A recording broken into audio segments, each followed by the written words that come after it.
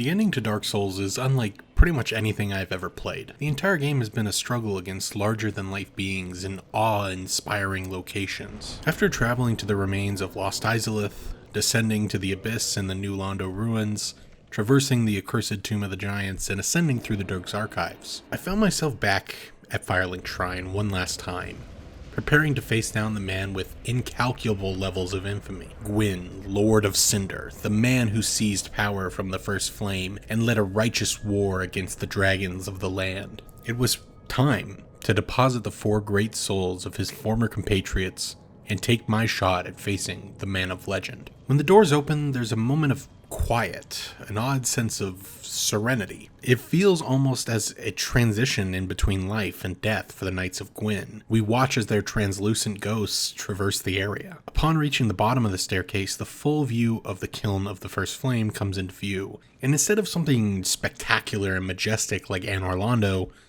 it's a place of ruin.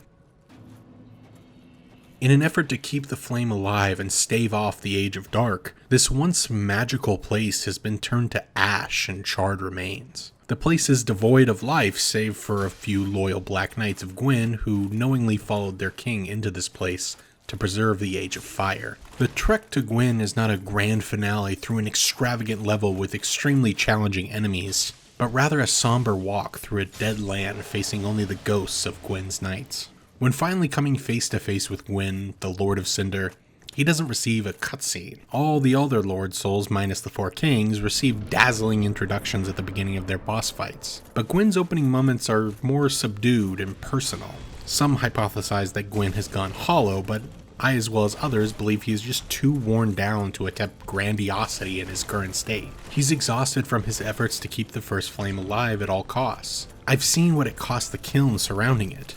I can only imagine what it has cost Gwyn himself. In his eyes, all I am is another attempt to snuff the flame that has given him a sense of purpose for years. He isn't interested in talk or grand gestures, but rather the protection of the most important thing in his life. This is captured best in the music accompanying Gwyn. Instead of triumphant horns and powerful vocals, all we get is a somber piano. Gwyn was a man so deathly afraid of the coming darkness that his song only uses the white keys on the piano. Even musically, he can't be brought to embrace the dark. The fact that Gwyn can be parried in this boss fight allows the challenge to be a little bit easier, but contributes to the overall feeling of engaging with a broken man. This was seriously like a god among men, but in his attempt to prolong the Age of Fire, he has become but a husk. Even the lowly shield bash of an undead can deflect his giant flaming sword. The combination of these elements leads to one of the most deeply memorable boss fights in all of gaming for me. The ruins of a once great area, the understated introduction for the fight with Gwyn, the melancholy of the piano, and the relatively straightforwardness of the fight itself contradict conventional ideas of what a finale of a game should look like. And Dark Souls is all the stronger for it. An example of what it means to be greater than the sum of your parts.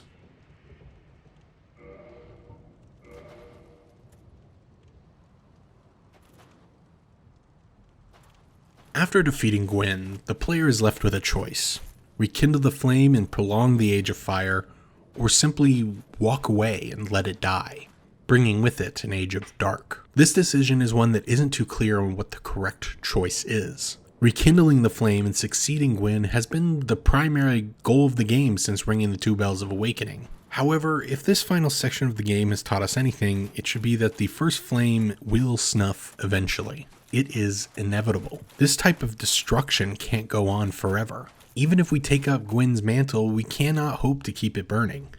We only delay that inevitability. Even then, it begs the question, what are we prolonging exactly? The world has been nothing short of bleak through and through. Everywhere, people are still going hollow, including many of our friends along the journey. Every location is dead or dying and filled with monsters and hollows alike.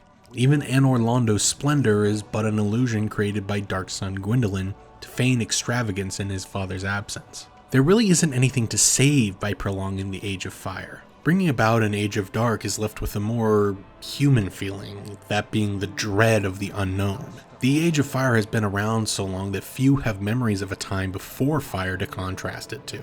We know little of the consequences of letting the flame die out, but to me, on this playthrough, it felt like the correct decision. No need to prolong the Age of Fire where I know the misery of Lordran and its inhabitants.